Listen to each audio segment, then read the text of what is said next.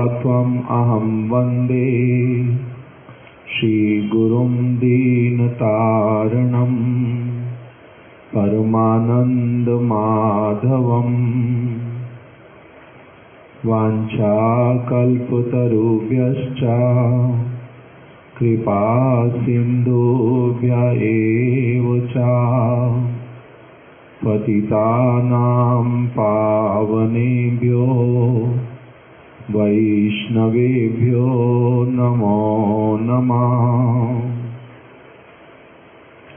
नमो महावदन्याय कृष्णा प्रेम प्रदायते कृष्णाय कृष्ण चैतन्या नामिने गौरत्विषे नमः।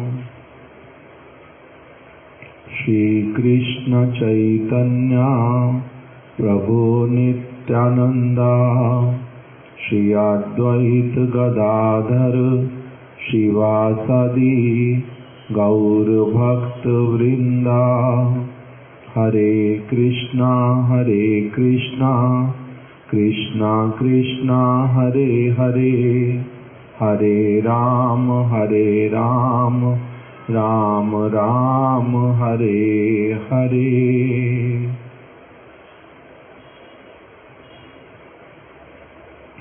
हम लोग कुछ दिनों से नित्य लीला प्रविष्ट ओम विष्णुपाद अष्टोत्तर शत श्रीमद भक्ति वल्लभ तीर्थ गोस्वामी महाराज जी के द्वारा उपाख्यान के माध्यम से दी जाने वाली कुछ शिक्षाओं को हम लोग श्रवण कर रहे हैं। आज और एक जो उपाख्यान उसको हम लोग श्रवण करेंगे।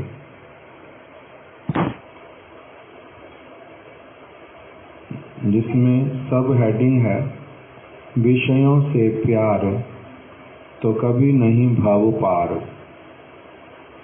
अर्थात जिस व्यक्ति को विषयों से प्यार है वो फिर भव समुद्र को पार नहीं कर सकता। भव किसको कहते हैं? हम लोगों ने श्रील भक्ति विनोद ठाकुर जी की वाणी में जो शिक्षा अष्टकम के अंतर्गत भव महादावा अग्नि निर्वापणम यहाँ पर जब सुना था तो उसमें आया था भव शब्द का अर्थ है पुनः पुनः जन्म और पुनः पुनः मृत्यु।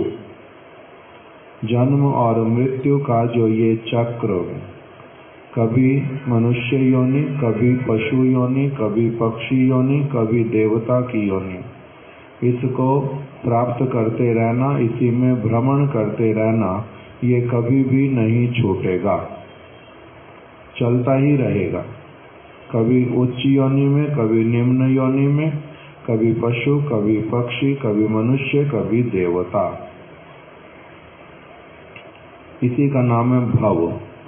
तो कह रहे हैं कि विषयों से जिनको प्यार होगा वो कभी भी भव नहीं पार कर पाएगा। तुलना करते हैं समुद्र के साथ में कि भव समुद्र, भव सागर, ये बहुत अंधकूप महाभयानक, ये अंधकूप के समान है, महाभयानक अर्थात बहुत भयभीत कर देने वाला। अगर इसका ठीक ठीक किसी को दर्शन हो जाए, अंधकूप ऐसे वाला कुआं जिसमें पानी नहीं है किंतु बिच्छू हैं, सांप लटके हुए हैं जिसमें, ऐसे वाले कुएं को बोलते हैं अंधकूप। महाभयानक, अत्यधिक भयभीत कर देने वाला, ऐसे वाला ये भव समुद्र है। इसी में सबसे पहले उपाख्यान सुना रहे हैं। कीचड़ व दुर्गंध से युक्त एक कच्चा तालाब था जो कि बतखों का विहार स्थान था, बतख जिसमें बड़े सारे रहते थे। बतखें उस गंदगी में रहने वाले शामुक, गुगली व केंचुए आदि प्राणियों को खाती थी। एक दिन उन्होंने देखा कि आकाश में बहुत ऊंचाई पर उनके जाति के भाई हंस उड़कर जा रहे हैं। एक कोई सरोवर है, कीचड़ उसमें है, दुर्गंध भी है, पानी साफ नहीं है, गंदा है। उसी तालाब में बहुत सारे बतख रहते थे और बतख जो है देखने में कैसा होता है, सफेद रंग का। और दूसरी तरफ से उन्होंने ऊंचाई में हंस को उड़ करके जाते हुए देखा। हंस कैसा होता है, वो भी सफेद रंग का होता है, किंतु बतख और हंस में बहुत अंतर होता है। दिखने में दोनों सफेद इसीलिए, और कुछ कुछ आकार भी मिलता है दोनों का, इसलिए दोनों को जाति में भाई बोल दिया कि एक ही जाति के हैं दोनों अलग अलग। तो बतख जो हैं वो क्या खाते थे, जो उसी कीचड़ वाले दुर्गंध युक्त स्थान वाले तालाब में जो भी छोटे छोटे प्राणी होते थे उन प्राणियों को वो खाते थे, केंचुए इत्यादि को, क्योंकि उनका भोजन वही वाला है। तो हंस को उन्होंने उड़ते हुए देखा। हंस देखने में बहुत सुंदर थे, आकार में भी बड़े थे, उनके पंख भी बड़े विचित्र और मनोहर थे। बतखें सोचने लगी कि उड़ने वाले ये हंस जहाँ रहते हैं निश्चय ही वह स्थान अत्यंत रमणीय होगा। यदि हमें भी उनके साथ रहने का अवसर मिलता तो हम भी उनके जैसे सुंदर एवं परम सुखी हो जाते। आकाश में उड़ने वाले हंस राजहंस थे। वे समुद्र की ओर गए थे और अब लौट कर मानस सरोवर जा रहे थे। जब बतखें अत्यंत करुण भाव से उन्हें देख रही थी तो एक राजहंस को उन बतखों पर दया आ गई। वह आकाश से धीरे धीरे घूमते घूमते नीचे उतरा एवं धरती पर बतखों के पास आकर खड़ा हो गया। बतखें राजहंस का सुंदर चेहरा देखकर मंत्रमुग्ध हो गई। उन्होंने राजहंस से पूछा, आप कहाँ रहते हैं? राजहंस ने कहा, मानस सरोवर में। समझ आ गया कि एक सरोवर पृथ्वी के ऊपर है, बहुत गंदा है, दुर्गंध वाला है, उस तालाब में कीचड़ इत्यादि है। वहाँ पर जो बतखें रहती हैं वो छोटे छोटे गंदे गंदे जो प्राणी उनको पकड़ पकड़ करके ही खाती रहती हैं। रहने का स्थान खराब, खाने का जो आहार है वो भी खराब। इस प्रकार से वो बतखें अपना जीवन व्यतीत करती थी। बहुत सारी बतखें रहती हैं। एक दिन उन्होंने देखा आकाश में जो हंस थे, राजहंस, वो उड़ते हुए जा रहे थे। देखने में उनके जैसे ही सफेद रंग के, इसीलिए उनको लगा ये हमारे ही जाति के हैं। और वो जो राजहंस थे वो ऊपर से जब आकाश में से जा रहे थे तब जो बतखें थी उनकी नज़र इन राजहंसों के ऊपर पड़ी और उनको देख करके ही इनको बड़ा आनंद हुआ। सोचने लगी बतखें कि ये किसी बहुत रमणीय सुंदर स्थान पर रहते होंगे और इनको देखने से ही लगता है कि ये परम आनंद में है और इनका मुख बहुत शांत है।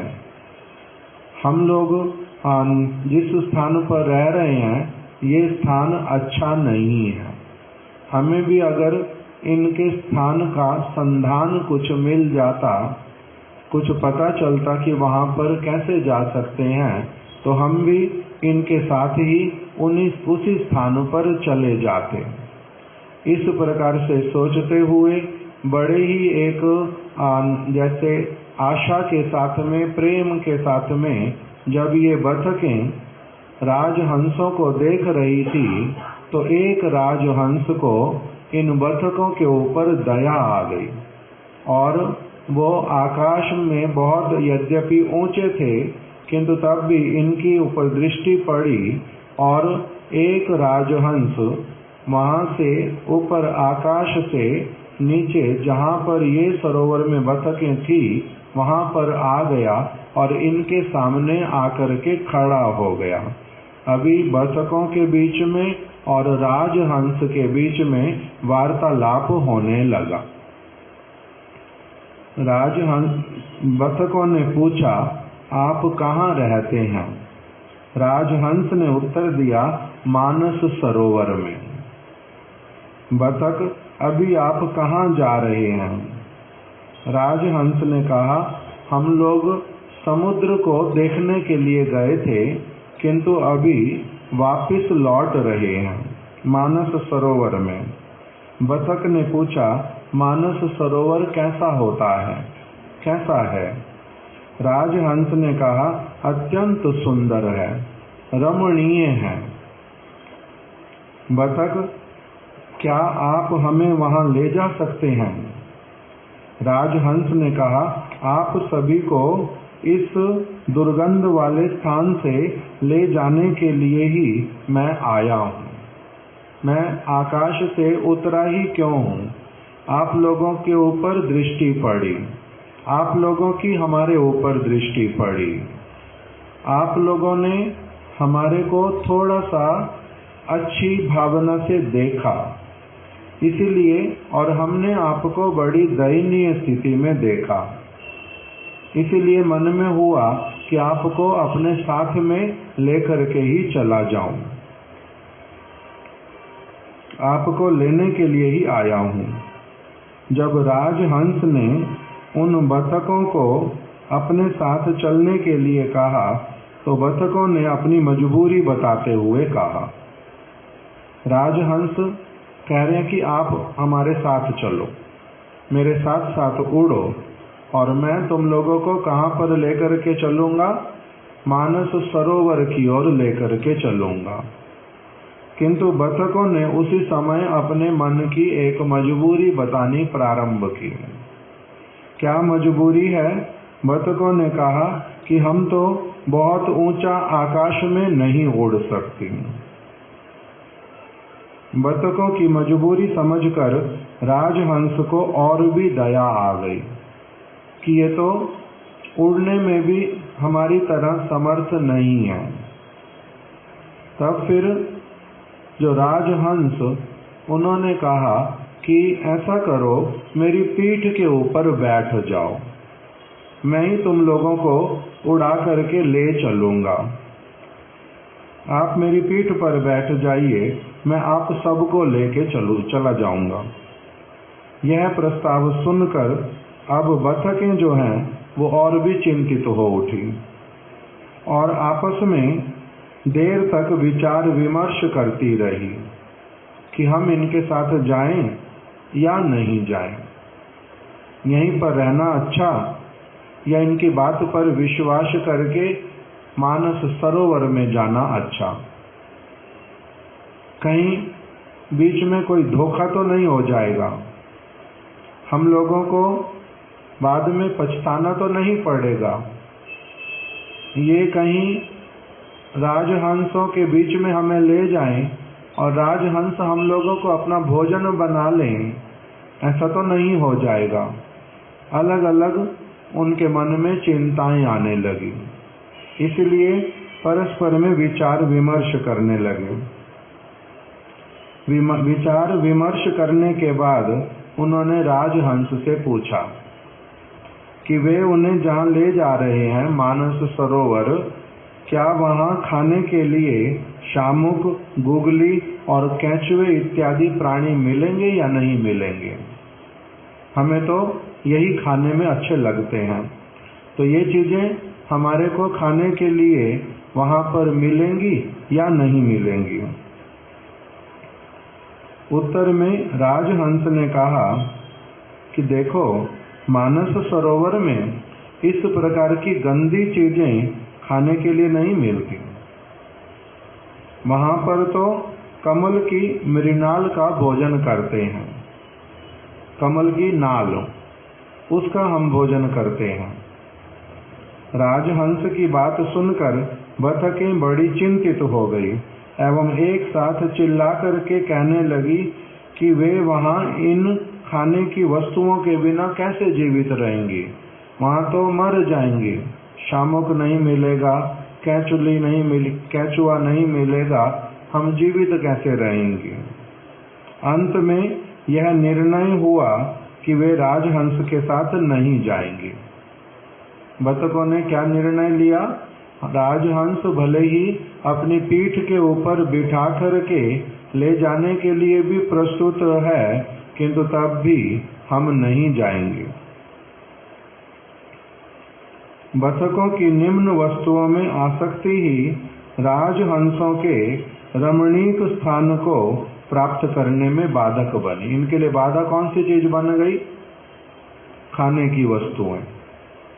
ठीक इसी प्रकार अब ये उदाहरण दे रहे हैं, आगे तो इसका शिक्षा बता रहे हैं। ये प्रसंग किसके बीच में हुआ था? ऐसे शिला भक्तिदायित माधव गोस्वामी महाराज और शिला भक्ति वल्लभ तीर्थ गोस्वामी महाराज जी के बीच में।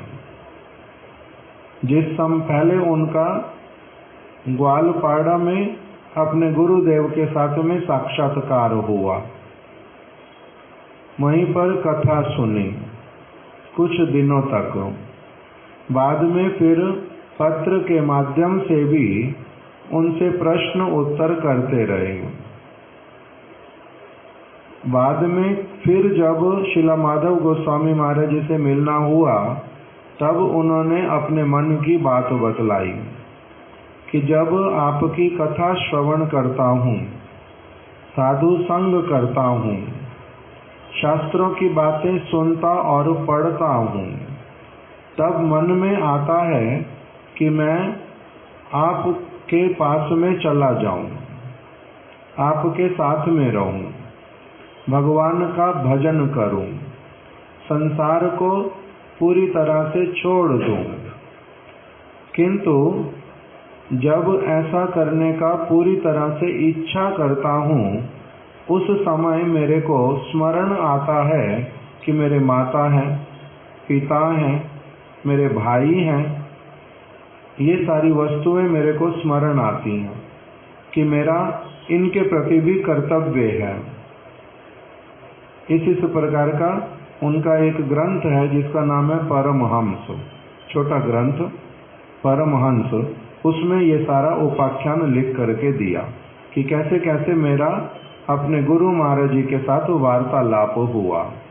तब उन्होंने ही मेरे को बतलाया इस कथा को कि कैसे इस संसार में हम बतख की भांति रहते हैं, निम्न वस्तुओं में आसक्त रहते, खराब जो स्थान है भव समुद्र कारागार, इसी माया के चक्र में हम लोग पड़े रहते।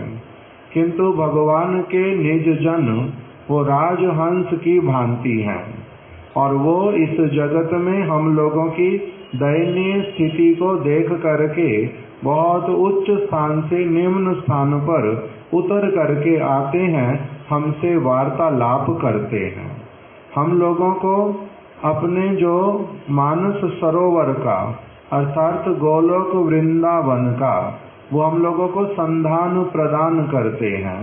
हम लोगों को ले जाने के लिए अपनी पीठ भी प्रस्तुत कर देते हैं और ऐसे स्थान पर ले जाना चाहते हैं जहाँ पर सब कुछ सर्वांग सुंदर है, जहाँ पर नित्य आनंदमय महोत्सव है, जहाँ पर दुख नाम की कोई वस्तु नहीं है, जहाँ पर किसी की मृत्यु नहीं होती, जहाँ पर सभी का चिदानंदमय स्वरूप है, जहाँ पर कोई ईर्ष्या, द्वेष, मात्सर्य, ऊंचा नीचा किसी को दिखाना, ये सब कुछ नहीं है, जहाँ पर परम शांति व्याप्त रहती है, जहाँ पर सभी में प्रेम ही प्रेम जो है वो केवल विचरण करता है, जहाँ की रज के कण, जहाँ के समस्त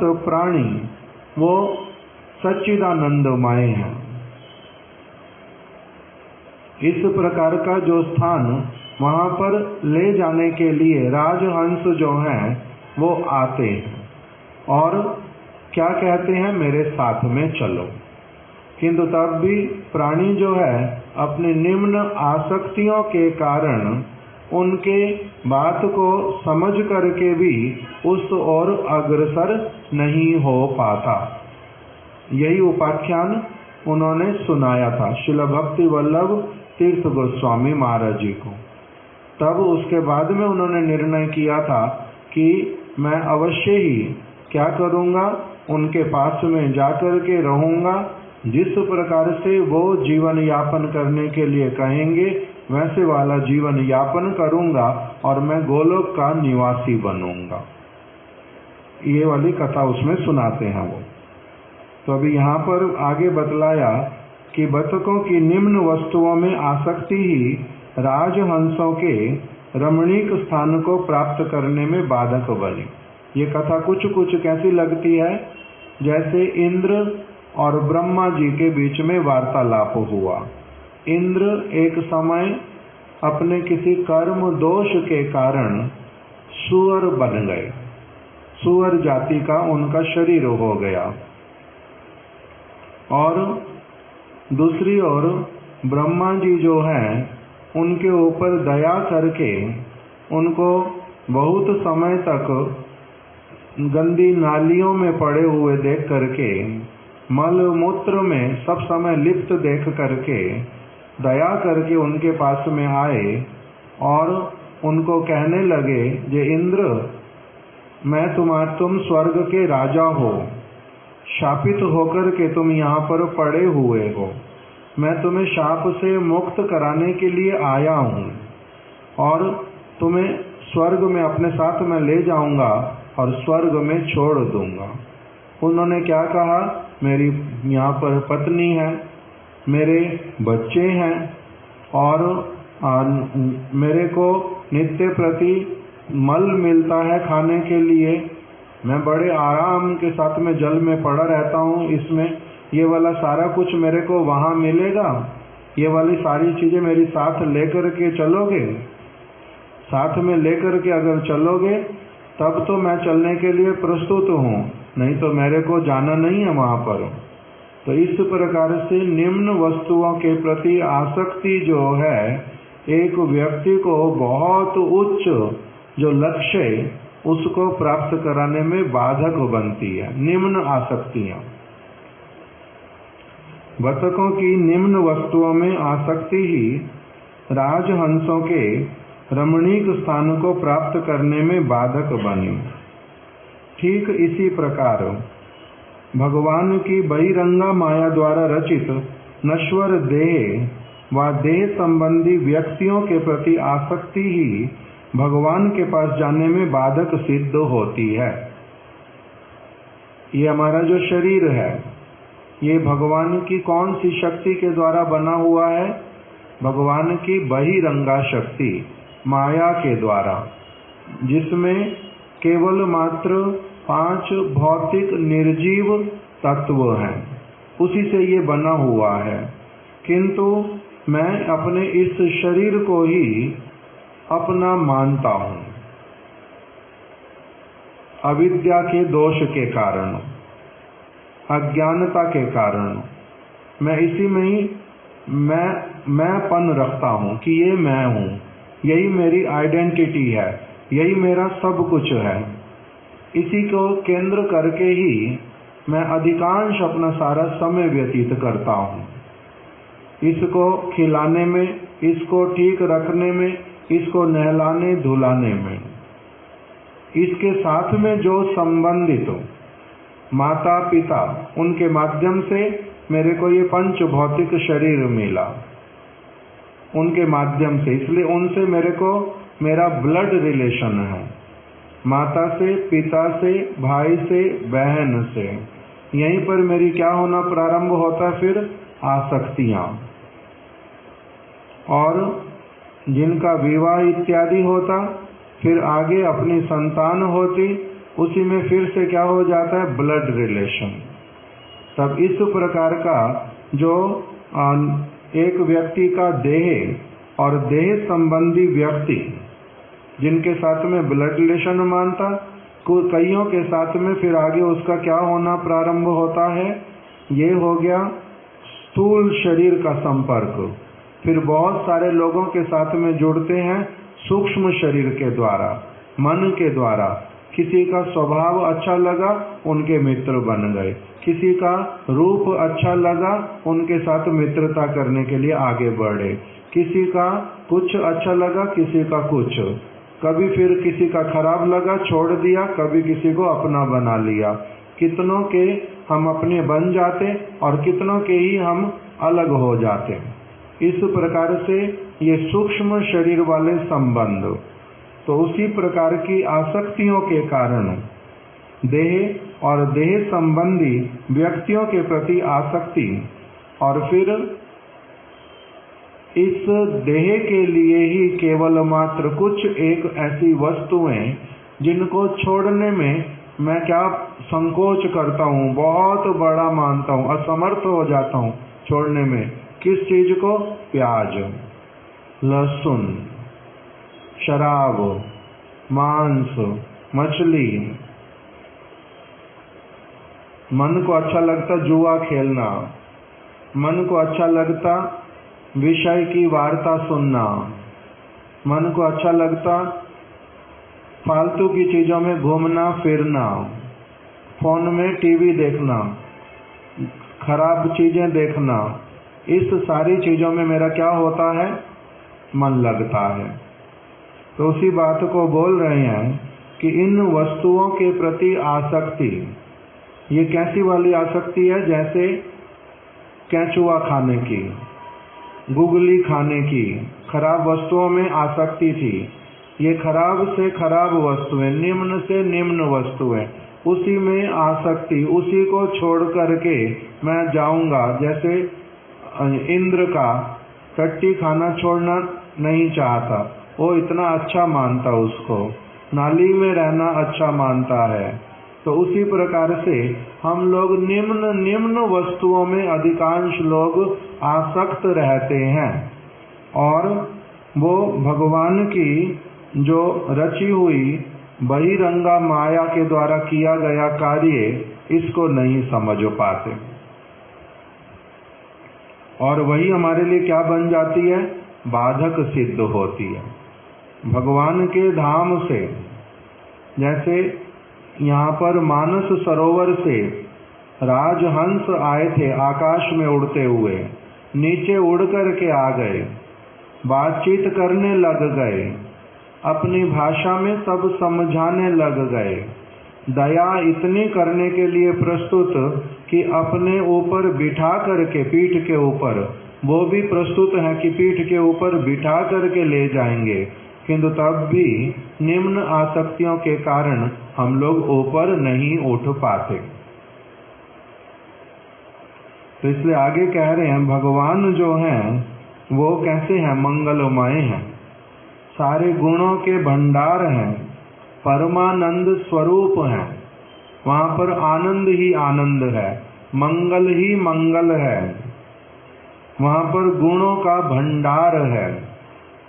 उनका धाम उसी प्रकार का है, उनके परिकर उसी प्रकार के हैं। वहाँ पर कोई भी वस्तु नाशवान नहीं है, वहां पर कोई वस्तु घृणित नहीं है। गंदी वस्तुएं, नाशवान वस्तुएं वहां पर नहीं है। तो इसीलिए जो भगवान के लिए अन्य वस्तुओं की आसक्ति को नहीं छोड़ सकते, भगवान के लिए, मानस सरोवर के लिए जो गंदे तालाब को नहीं छोड़ सकते, उनकी बुद्धि की कहाँ तक जो है प्रशंसा की जाए।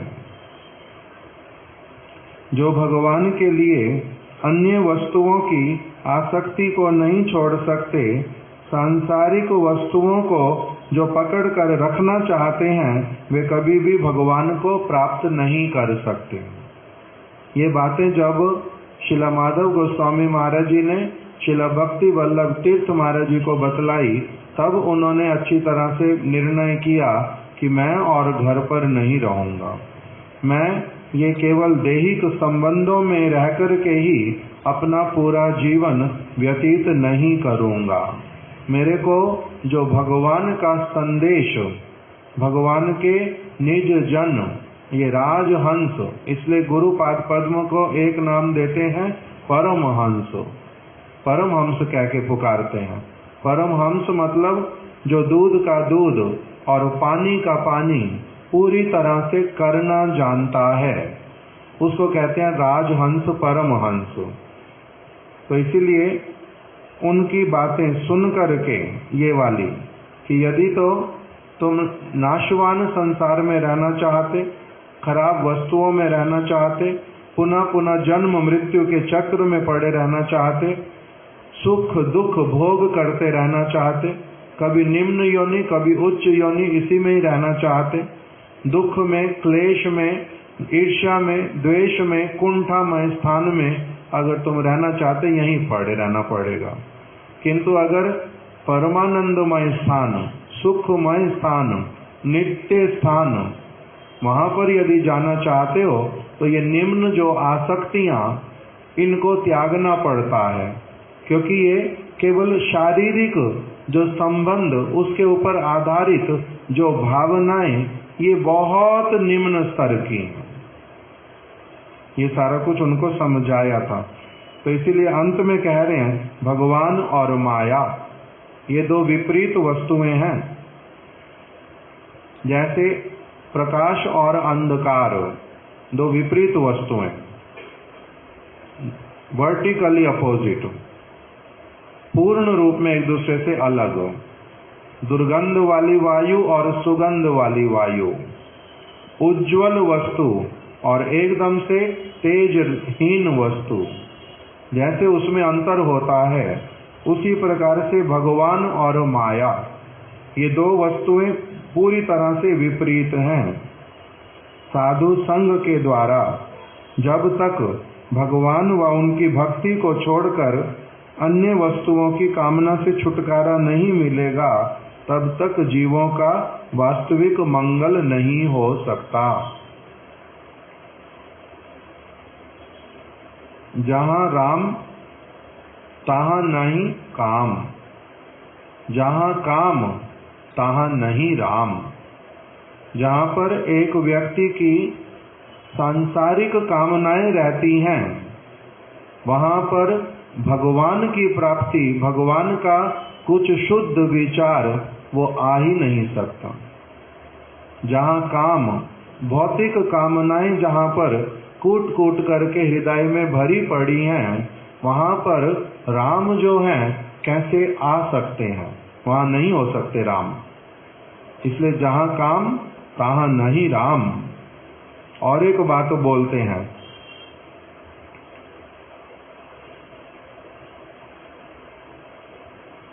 कथम मुकुंद स्फूर्ति संभावना भवेत।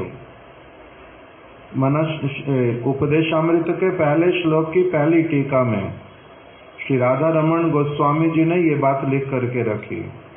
काम क्रोध अमर्ष आदि, काम क्रोध अमर्ष आदि यावत हृदय वर्तते, ना वो दूसरा हो गया, यावत वृत्ति। काम क्रोध अमर्ष आदि आक्रांतम यस्य मानसम कथम तत्र मुकुंद स्फूर्ति संभावना भवेत।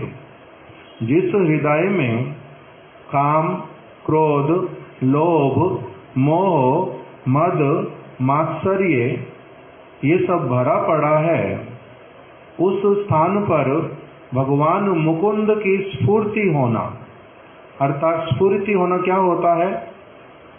भगवान मुकुंद का वहां पर प्राकट्य हो करके अनुभव कराना कि वो कैसी वस्तु है, ये कैसे संभव पर है।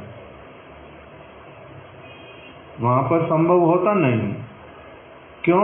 क्योंकि जहां काम वहां नहीं राम, और जहां राम वहां नहीं काम। जहां पर फिर भगवान राम को अपने हृदय में स्थान प्रदान कर दिया, आदर किया, उनका पूर्ण रूप में उनको आत्मसात कर लिया, फिर वहां पर भौतिक कोई कामना रहती ही नहीं, वो सारी अपनी आप से लुप्त हो जाती हैं। किंतु ये वाला सारा क्रिया एक व्यक्ति का होता कैसे है, उसके लिए बतलाया कि उसको साधु संग की प्राप्ति होती है। जैसे बतखों को राजहंस मिल गया, उसी प्रकार से इस जगत में पड़े हुए बद्ध जीव को, मायामय एक व्यक्ति को साधु संग यदि मिल जाए, कृपा करके साधु अपना संग दे दें और अपना दर्शन करा दें, वार्तालाप कर लें और सद्बुद्धि दे दें, तब फिर एक व्यक्ति का क्या होता है? दूसरे जगत की ओर चलना प्रारंभ होता है। उसी बात को बतलाया कि साधु संग के द्वारा एक व्यक्ति का क्या होता है? श्रेष्ठ वस्तु का कामना वो बड़ा प्रबल होता है कि मेरे को वहां जाना है, मेरे को वो वस्तु चाहिए, मैं यहाँ पर ये समझ ही रहा हूँ अच्छी तरह से। ये कब समझ आता है अच्छी वस्तु कौन सी और खराब वस्तु कौन सी, मैं कहाँ पड़ा हूँ और मैं कहाँ जा सकता हूँ, ये सारा कुछ समझ आता है एक व्यक्ति को जब वो बहुत शांति पूर्वक निरपेक्ष विचार से किसी की बात को सुनता समझता है। अपना केवल मात्र जो एक पागलपन वाला जो प्राउड वो नहीं होता, जहाँ पर बहस नहीं होती, जहाँ पर केवल मात्र जिद नहीं करता, मैं जो हूँ यही वाला अच्छा वो वाला अच्छा, ऐसा नहीं करता, जहाँ पर न्यूट्रल पॉइंट ऑफ व्यू से विचार करके ग्रहण करता है, अपनी लिमिटेशंस को स्वीकार करता है और कैसे वो अग्रसर हो सकता उस वस्तु को वेलकम करता है, तब उसका क्या होता है? उस तरफ जाना होता है। तो इसीलिए भगवान और माया दो विपरीत वस्तुएं हैं। जहाँ कृष्ण सूर्य सम, माया है अंधकार। जहाँ कृष्ण तहाँ नहीं मायार अधिकार। कृष्ण जो है वो कैसे हैं? सूर्य सम। कृष्ण सूर्य सम, वो सूर्य के समान है, अत्यंत उज्ज्वल, अत्यंत तेजवान। कृष्ण सूर्य सम। माया है अंधकार। ये जड़ जगत, यहाँ की माया, यहाँ की समस्त आसक्तियाँ, यहाँ के सारे संबंध, ये सारे कैसे हैं? अंधकारमय, मिथ्या, क्षणिक, निम्न, केवल स्वार्थों के ऊपर आधारित संबंध, अनित्य संबंध। मृत्यु हुई नहीं, साथ साथ में सारा संबंध समाप्त, कोई संबंध नहीं रहता किसी का किसी के साथ में, सब कुछ समाप्त। तो इसलिए कह रहे हैं कृष्ण सूर्य सम, माया है अंधकार। यहाँ सारा कुछ विपरीत, वहां पर सारा कुछ नित्य, यहाँ अनित्य। जहाँ कृष्ण, जैसे जैसे कृष्ण का जितना एक व्यक्ति अपने जीवन में उनका पदार्पण कराता है, उनको अपने हृदय में प्रवेश करने देता है, अपने हृदय के खिड़की दरवाजे खोलता है, वहां पर क्या हो जाता है, उतना अधिक कृष्ण का प्रवेश होने से अंधकार अपने आप से नष्ट हो जाता है। जहां कृष्ण तहां नहीं माया अधिकार, माया वहां से दूर भागती है। फिर अब अंधकार को हटाने के लिए कोई प्रयास नहीं करना पड़ता, प्रकाश आता, अंधकार अपने आप से चला जाता है। तो इसी प्रकार से कह रहे हैं भगवान और माया दो विपरीत वस्तुएं हैं। गंगा तालाब और मानस सरोवर दो अलग स्थान हैं। यहाँ का भोजन और वहाँ का भोजन अलग है। यहाँ का जो सारा कुछ व्यापार और वहाँ का सारा क्रिया, उसमें बहुत अंतर है। इसलिए जब एक व्यक्ति का साधु संग होता है तब उसको इन दो वस्तुओं में भली प्रकार से अंतर समझ आना प्रारंभ होता है। नहीं तो अंतर ही नहीं समझ आता और इस वस्तु का संधान ही नहीं रहता। जहाँ पर मैं हूँ इसके अतिरिक्त और कोई स्थान होता भी है। केवल अपने इस स्थान में ही थोड़ा बहुत ऊपर और नीचे केवल मैं देखता रहता हूँ, उसी में ऊपर और नीचे मानता हूँ। इसको छोड़ करके और कुछ होता है वो मैं मानता ही नहीं। जैसे कुएं का मेंढक, एक ऐसा उपाख्यान सुनाते हैं प्रभुपाद जी। कुएं का मेंढक, वो कुएं में रहता, कुएं में जन्म हुआ, कुएं में ही सारा कुछ देखा और उसको लगता है इसको छोड़ करके और कोई संसार होता ही नहीं है। एक समुद्र के मेंढक को जब देख लिया तो वो उसको कहता है कि आप कहाँ से आए? वो कहता है कि मैं समुद्र में रहता हूँ। समुद्र क्या होता है? वो भी जल का भंडार है। ये कुआं भी तो जल का भंडार है। तो हाँ, मगर ये बहुत छोटा है, वो बहुत बड़ा है। तो ये अपना शरीर फुला के दिखाता है कि इतना ही तो बड़ा होगा, इतना ही तो और बड़ा होगा समुद्र, इतना ही तो और बड़ा होगा, इसका पेट फट जाता। किंतु ये कुएं का मेंढक क्या कभी समझ सकता कि समुद्र कैसा होगा जब तक वहां जाए ना? जाए बिना तो समझ नहीं सकता। इसलिए उसका धारणा ही होता नहीं कुछ भी। और एक उदाहरण देते हैं। एक व्यक्ति सारा जीवन गुफा के अंदर रहता था, जन्म वहीं हुआ गुफा के अंदर ही, अंधकार देखा सब समय, थोड़ा थोड़ा गुफा के बीच में आगे पीछे जाता था। गुफा बहुत बड़ी। एक दिन उसी के किसी संबंधी ने गुफा से बाहर जाकर के देखा, बड़ा प्रकाशमय सूर्य है। उसी ने क्या किया, दूर से गुफा में शोर मचाया कि आ जाओ सारे, मैं तुम लोगों को सूर्य दिखाता हूँ। बाहर सूर्य है, हम लोगों ने कभी देखा ही नहीं है, आ जाओ मैं आप लोगों को सूर्य दिखाता हूँ। तो जो भीतर से सुन रहा था वो व्यक्ति, जो कभी बाहर जीवन में देखा ही नहीं कुछ भी, थोड़ा थोड़ा इधर उधर चलता था, अपने काम करता था, उसी में जीवन व्यतीत करता था। वो अपने लालटेन को तैयार करने लगा। तो उसको फिर से जल्दी जल्दी आओ, बाहर आओ, जल्दी आओ, देर क्यों करते हो? तो कहते मैं लालटेन सजा रहा हूँ, ठीक कर रहा हूँ, जिससे क्या करूँगा, सूर्य को देखूंगा। लालटेन सजा रहा हूँ, सूर्य को देखूंगा। तो उसने कहा कि नहीं, लालटेन की कोई जरूरत नहीं है सूर्य को देखने के लिए, सूर्य स्वयं प्रकाशित है, उसको देखने के लिए लालटेन की जरूरत नहीं पड़ती, वो स्वयं प्रकाशित, उसके केवल सामने जाना पड़ता है, वो भी दिखाई देता, उसके प्रभाव से सारा कुछ दिखाई देता है। इसे तुम आ जाओ, इसको विश्वास ही नहीं होता, पागल है ना क्या, लालटेन के बिना कुछ दिखाई देता है? क्यों बोल रहा है ऐसा?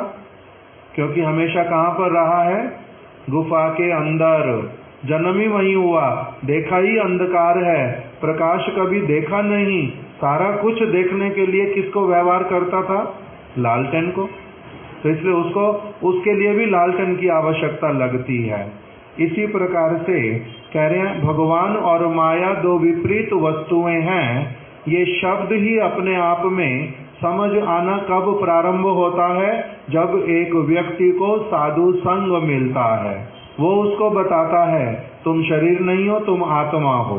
हम लोगों को 25 साल तक इस जगत में ही रहने पर माता है, पिता है, भाई हैं, बंधु हैं, गांव के लोग हैं, खाना पीना करते हैं, पढ़ाई लिखाई करने जाते हैं, नंबर आते हैं, कभी प्रसन्न होते हैं, कभी दुखी होते हैं, किसी से लड़ाई हो रही है, किसी से प्यार हो रहा है, कभी किसी जगह जा रहे हैं, कभी किसी जगह जा रहे हैं। ये सारा कुछ करने पर भी मंदिर भी है, रामलीला भी होती है, साधु भी आते हैं कभी कभी, किंतु कभी ये पता ही चला नहीं आत्मा क्या होती है और माया क्या होती।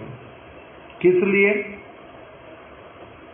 क्योंकि वैसे वाला साधु संग कभी हुआ नहीं। जिस अंधकार में पड़े थे उसमें क्या सीखा था? केवल धन कैसे अधिक से अधिक अर्जित करते हैं, अच्छे रूपवान कैसे बनते हैं, स्त्रियों को आकर्षित कैसे करते हैं, ये कैसे करते, वो कैसे करते, केवल यही सारा कुछ सीखा था। उसी का नाम ही क्या है? माया में पड़े रहना, गंदे सरोवर में पड़े रहना, वहीं पर ही कैचुली खाना और शामुक खाना, ये सारा कुछ खाना सीखा हुआ था। इसके अतिरिक्त तो जीवन का कुछ और उद्देश्य होता है ये पता ही नहीं था। साधु के जीवन में आने से फिर क्या पता चलने लगता है, ये संसार अलग है भाई और भगवान अलग है, तुम्हारा शरीर अलग है, तुम्हारी आत्मा अलग है, शरीर का भोजन अलग है, आत्मा का भोजन अलग है। यहाँ पर अंधकार है, दूसरी तरफ प्रकाश है। तमसो मां ज्योतिर्गमया, अंधकार से निकल के कहाँ चलो? प्रकाश की ओर चलो। बहुत छोटे गंदे स्थान से निकल करके अच्छे स्थान की तरफ चलो। छोटी छोटी आसक्तियों के कारण यहीं पर ही पड़े मत रहो, बाहर निकलो। ये कौन समझाता है? साधु, राजहंस, परमहंस। वही कृपा करता है तब किसी जीव को इस वस्तु का कुछ पता चलता है, उनके साथ संबंध बनता है, उनकी बातों पे विश्वास होता है, उनके अनुसार वो उनकी पीठ पर बैठ करके आगे बढ़ने के लिए प्रस्तुत होता है। तब वो उसको लेकर के कहाँ पहुँच जाते हैं? मानस सरोवर में। उसी का नाम क्या है? भगवद धाम। तो इसीलिए कह रहे हैं भगवान और माया ये दो विपरीत वस्तुएं हैं। साधु संग के द्वारा जब भगवान व उनकी भक्ति को छोड़कर अन्य वस्तुओं की कामना से छुटकारा जब तक नहीं मिलता, इस संसार छोड़ने की वासना, धन को प्राप्त करने की लालसा को छोड़ना, किसी स्त्री के साथ में संबंध रखने की भावना त्याग करना, माता पिता भाई बंधु उनके साथ में केवल शारीरिक संबंधों वाला जो सारा क्रिया उसको पूरी तरह से छोड़ना, ये सहज नहीं होता। इसलिए जब रूप गोस्वामी पाद जी की वंदना किया गया उसमें क्या कह दिया कि को जानत को सब त्यजी भजी वृंदावन को सब ग्रंथ विरचिता, कि यदि आपके जैसे व्यक्तियों का संग प्राप्त ना हो, परमहंसों का, भगवत धाम से आने वाले जो भगवान के परिकर ऐसे भक्तों का यदि किसी को संग प्राप्त ना हो, तब तक कहाँ संभव है किसी के लिए कि वो घर की आसक्तियों को छोड़ दे, पद की आसक्तियों को छोड़ दे, धन इत्यादि को तिलांजलि दे बैठे? ऐसे कैसे संभव है? को सब त्यजी, सारा कुछ त्याग करके भजी वृंदावन, वृंदावन में आकर के वास करेंगे वृक्ष के नीचे, और कभी चना खाएंगे कभी वो भी मना, वस्त्रों की ओर उनका ध्यान नहीं होगा, राजपाट अपना बड़ा करना है, किसी संपत्ति को अपना बना करके रखना है, ये सब जिनके मन से पूरा चला जाएगा, कैसे संभव?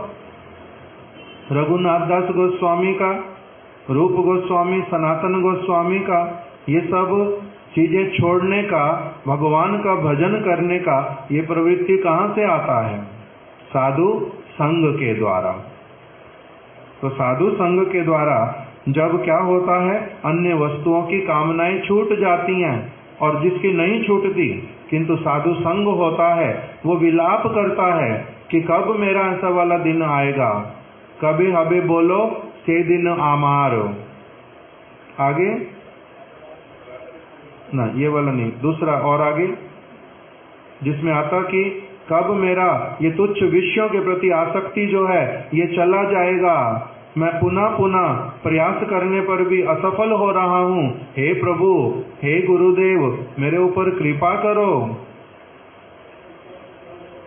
कबे नित्यानंद मोरे करी दया, छाड़ाई बे मोर विषय वासना,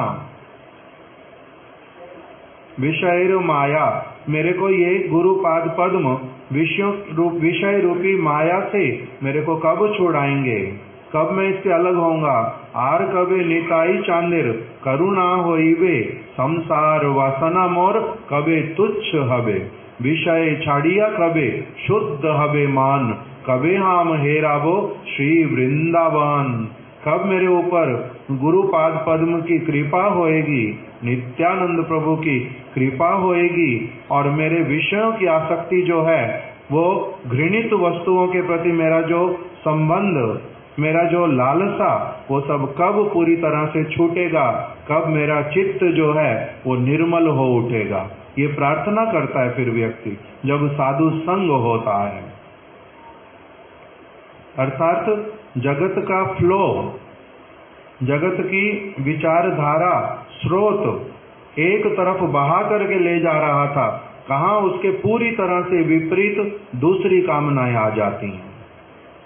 एक स्रोत पूरा जगत की विषयों में फंसाने के लिए लेकर के जा रहा था, और दूसरा स्रोत आकर के क्या कहता है, उस तरफ बिल्कुल कुछ चाहिए नहीं, उस तरफ जाना नहीं, मेरे को दूसरी तरफ जाना। इसी का नाम क्या होता है, जीवन की दिशा का पूरी तरह से बदल जाना। साधु संग से होता है ये। कहाँ रूप गोस्वामी, सनातन गोस्वामी, रघुनाथ दास गोस्वामी, कहाँ उनका जीवन जा रहा था, राजा बन गए थे, प्रधानमंत्री बन गए थे, कोई अर्थ मंत्री बन गया था, कहाँ अपने राज्य का विस्तार करना था, सब समय उसी में नियुक्त करना था। वो एक प्रकार का उनका जीवन चला जा रहा था, और एकदम से महाप्रभु के संग से क्या हुआ, वहां पर स्टॉप लगा, और दूसरी तरफ वाला जो जगत था वो उनका प्रारंभ हुआ। अब एक तरफ दूसरी तरफ जाने से ये वाली चीजें तो छूटेंगी, एक वस्तु पकड़ेंगे तो दूसरी वस्तु छूटेगी ही छूटेगी, दोनों वस्तुएं साथ चलती नहीं। इसलिए बताया प्रेम साकरीखोर के लिए क्या एक वो पद आता है, प्रेम गली बड़ी सांकरी वामे दो ना समाए। प्रेम गली ऐसी वाली है जिसमें दो नहीं समाते, एक ही समाता है। अर्थात या तो मैं भगवान को के साथ चलूंगा या मैं संसार के साथ, दोनों एक साथ जाते नहीं। तो कह रहे हैं ये सारी बातें कब होती हैं, जब एक व्यक्ति को साधु संग मिलता है, तब उसको भगवान और माया ये दो विपरीत वस्तुएं, मैं कहाँ पड़ा हुआ गंदे तालाब में, ये सब समझ आता हूँ। तब तक जब तक साधु संग नहीं मिलता तब तक जीवों का वास्तविक मंगल नहीं होता। मंगल तो ऐसे भी होता रहता जिसको हम लोग मंगल मान बैठते। मेरा 10वीं में बहुत अच्छा नंबर आया, मैं बड़े अच्छे नंबरों से कॉलेज से पास हुआ, मेरे को नौकरी बहुत अच्छी मिल गई, ये मंगल की बात है। तो किसी के प्रति आकर्षित था, उसने मेरी दोस्ती स्वीकार कर ली, उस कैसा आनंद, तो उसको भी मंगल मानता था, किंतु वो केवल मानसिक मंगल, मेरे अनुसार मंगल, क्षणिक मंगल, तुच्छ मंगल, किंतु वास्तविक मंगल, नित्य मंगल जो है वो किससे प्राप्त होता है, साधु संग से। इस जगत की वस्तुओं की कामना उसको मंगल कहते नहीं, तो इसलिए कह रहे हैं ततो दुसंगम उत्सृज्या सत्सु सज्जेत बुद्धिमान। जिनके जीवन में राजहंस का पदार्पण हुआ वो परम सौभाग्यवान, और उसको क्या करना चाहिए, राजहंस को बड़े ही आदर के साथ में ग्रहण करके उसको अपना सर्वश्रेष्ठ बंधु मान करके उनके प्रति अत्यधिक प्रीति युक्त होकर के उनके निर्देश अनुसार, उनके दिशा निर्देश अनुसार अपने जीवन को चालित करना चाहिए। और वो कहाँ लेकर के आपको पहुंचा देंगे? मानस सरोवर में, अर्थात गोलोक वृंदावन के सर्वश्रेष्ठ प्रकोष्ठ जिसका नाम गोकुल, भगवान का अंतर आवास, वहां तक वो हमारे को लेकर के जाएंगे। इस प्रकार का राजहंस जो गुरुपाद पद्म वो क्या करते हैं? प्रॉमिस करते हैं। उनका जो प्रॉमिस सज्जन वाला प्रॉमिस, जैसे साधारण जगत में लोग बोलते गॉड प्रॉमिस, बोलते ना गॉड प्रॉमिस, उसी प्रकार का। आज यहीं तक ही रख देते, इस प्रसंग ये पूरा हो गया, कल और आगे सुनेंगे। वांछा कल्प तरुभ्यश्च कृपा सिंधुभ्य एव च पतितानां पावनेभ्यो